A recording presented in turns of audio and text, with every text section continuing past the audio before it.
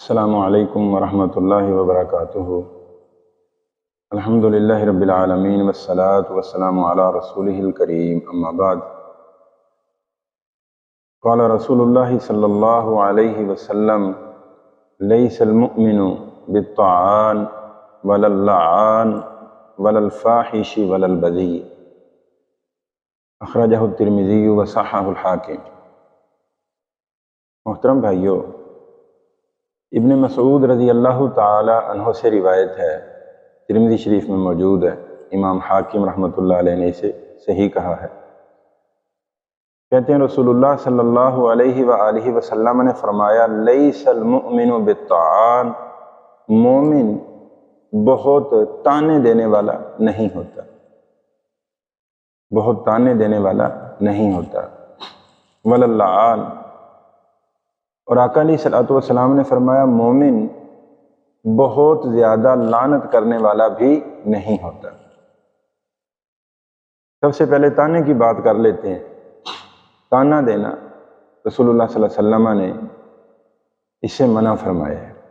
اچھا، حدیث میں الفاظ استعمال ہوئے ہیں طعان اور لعان کے، دونوں مبالغے کے صیغے ہیں جن کا معنی ہوتا ہے بہت زیادہ تانے دینے والا اور بہت زیادہ لعنت کرنے والا۔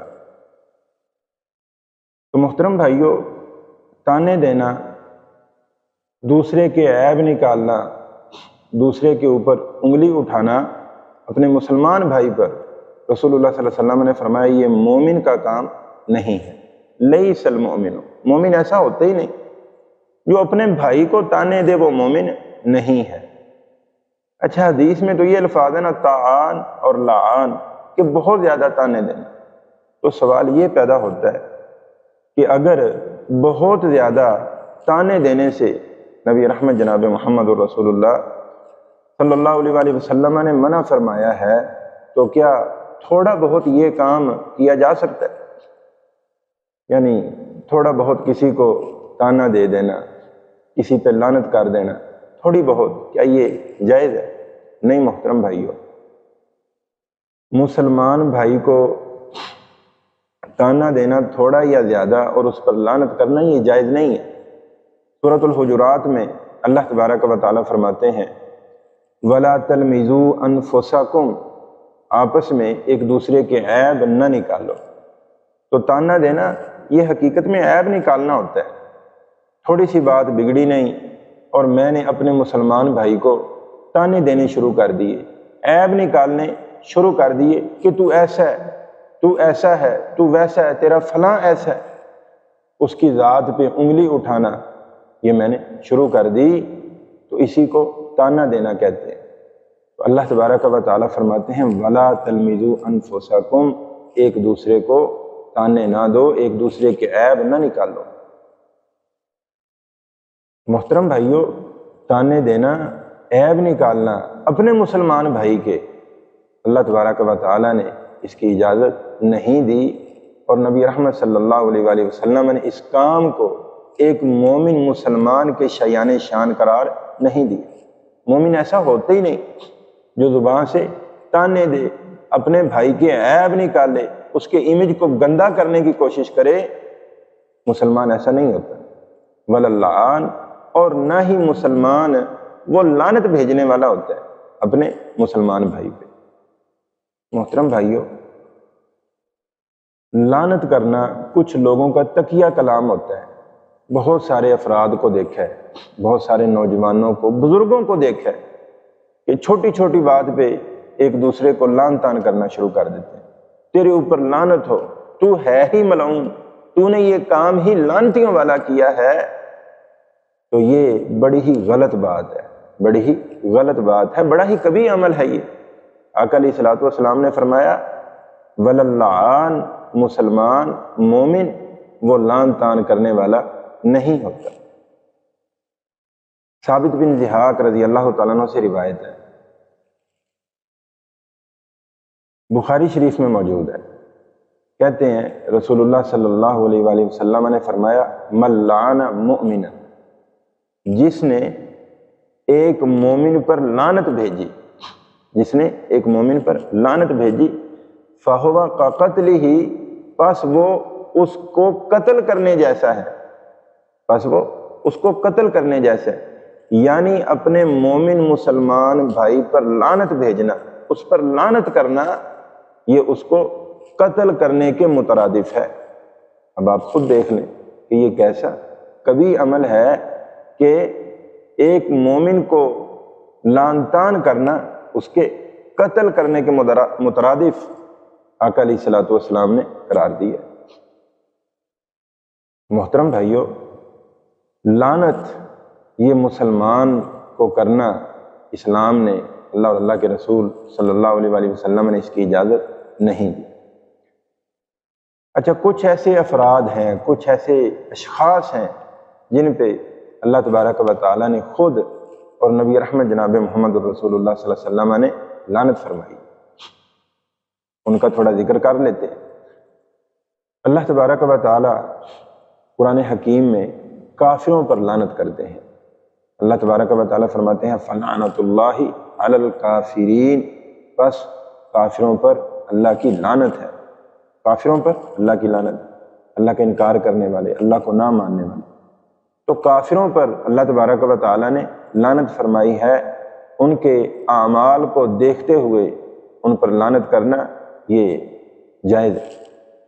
اسی طریقے سے اللہ تبارک و تعالیٰ فرماتے ہیں الا لعنت اللہ علی الظالمین، خبردار ظالموں پر اللہ کی لعنت ہے، ظلم کرنے والے، لوگوں کے ساتھ نا انصافی کرنے والے، لوگوں کی حق تلفی کرنے والے، لوگوں کو ان کا حق نہ دینے والے اور عدل و انصاف سے کام نہ لینے والے، ایسے لوگوں پر اللہ تبارک و تعالیٰ نے لعنت فرمائی ہے۔ فرمایا الا لعنت اللہ علی الظالمین، ظالموں پر اللہ کی لعنت ہے۔ اسی طرح ابو داؤد شریف میں روایت ہے، رسول اللہ صلی اللہ علیہ وآلہ وسلم نے شراب پر لعنت فرمائی، شراب کو پینے والے پر لعنت فرمائی، اور شراب پلانے والے پر آقا علیہ الصلوۃ والسلام نے لعنت فرمائی۔ آقا علیہ الصلوۃ والسلام فرماتے ہیں لعن اللہ الخمر، اللہ تبارک و تعالیٰ نے شراب پر لعنت فرمائی، وشاربہا، شراب کو پینے والا اس پر بھی لعنت فرمائی، وساقیہا، اور شراب پلانے والے پر بھی اللہ تبارک و تعالیٰ نے لعنت فرمائی ہے۔ محترم بھائیوں، شرابیوں کی سنگت سے بچنا ہوگا اور ان کا ساقی بننے کی بجائے اللہ تبارک و تعالیٰ سے توبہ و استغفار کرنے کی ضرورت ہے، کیونکہ یہ ایسا عمل ہے کہ جس پہ نبی علیہ الصلوۃ والسلام نے لعنت فرمائی ہے۔ شراب پہ لعنت، پینے والے پہ لعنت، پلانے والا اگرچہ خود نہ پیے لیکن اس پر بھی لعنت ہے کہ وہ ملعون چیز کی فروخت کرتا ہے، اس کو اپنے جسم کا حصہ بناتا ہے۔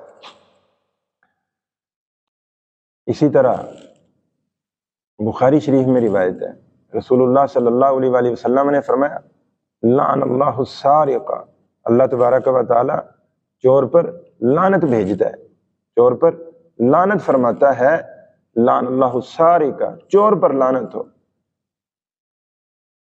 یسرق البیضۃ فتقطع یدہ، وہ انڈا چراتا ہے، اس کا ہاتھ کاٹ دیا جاتا ہے۔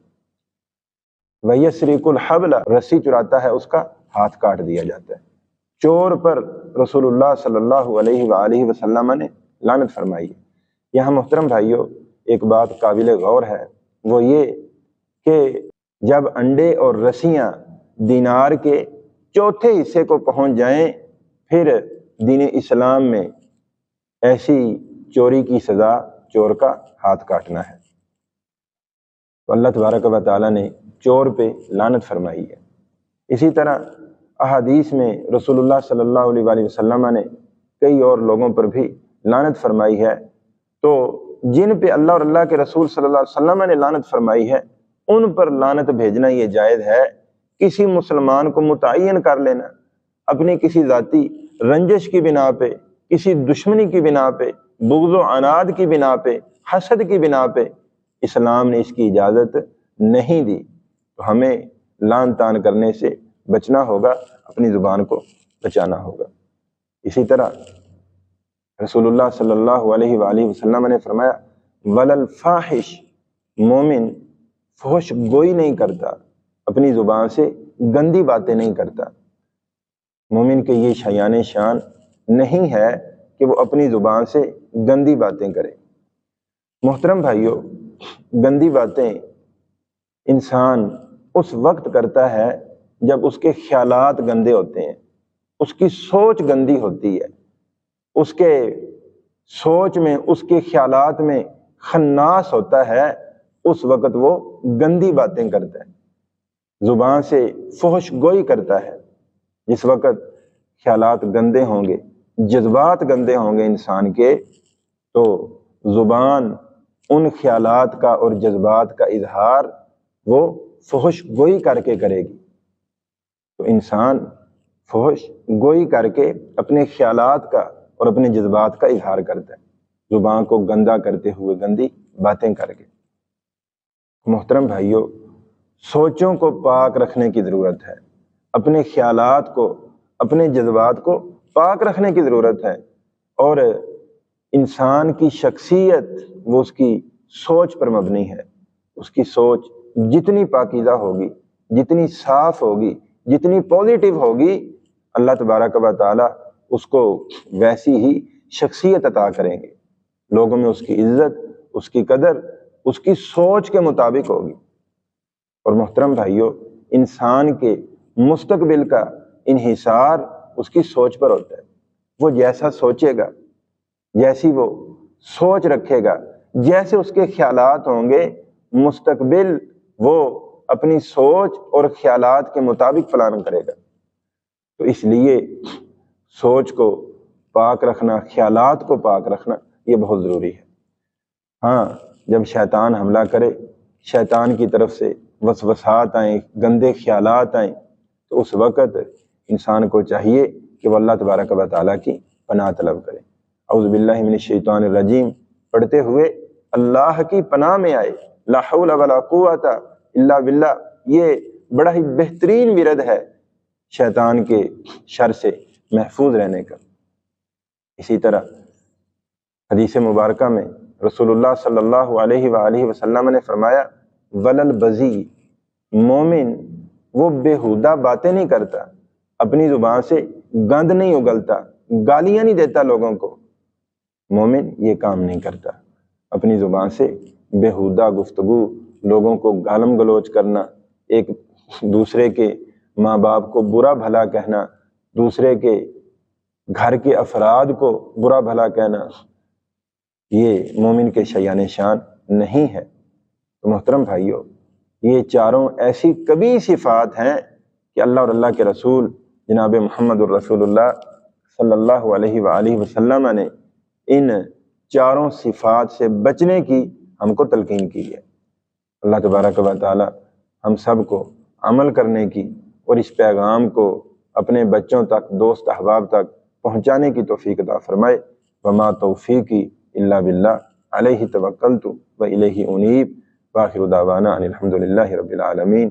جزاکم اللہ خیر، واحسن الجزاء۔ السلام علیکم۔